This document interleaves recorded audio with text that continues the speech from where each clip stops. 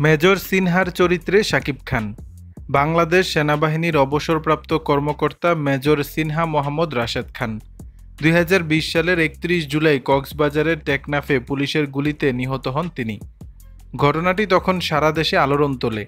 পরে তদন্ত ও বিচার প্রক্রিয়ায় এই হত্যাকাণ্ডকে ঘিরে বহু চাঞ্চল্যকর তথ্য সামনে আসে।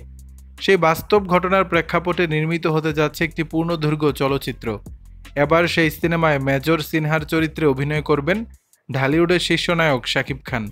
২৬ বছরের ক্যারিয়ারে এটাই হবে প্রথমবারের মতো সেনাবাহিনীর চরিত্রে এবং ইউনিফর্মে তার উপস্থিতি। এখনও সিনেমার নাম চূড়ান্ত হয়নি, তবে জানা গেছে এর পরিচালনা করবেন বিজ্ঞাপন নির্মাতা শাকিব ফাহাদ। এটিই তার প্রথম চলচ্চিত্র, তাই প্রস্তুতিও চলছে ব্যাপক আকারে। সেপ্টেম্বর ২০২৫ থেকে শুরু হবে শুটিং। পরিচালক গণমাধ্যমে জানান, সিনেমাটি সত্য ঘটনা অবলম্বনে হলেও কাহিনীতে কিছুটা কাটছাঁট থাকবে। তবে দেশপ্রেম, অ্যাকশন এবং মানবিক আবেগ সব মিলিয়ে এটি হবে একটি শক্তিশালী গল্পের সিনেমা। ঈদে নয়, বরং বছরের কোনো এক শুক্রবার মুক্তি পাবে এটি। দর্শক, বিষয়টি নিয়ে আপনাদের মতামত জানাবেন নিচের কমেন্ট বক্সে।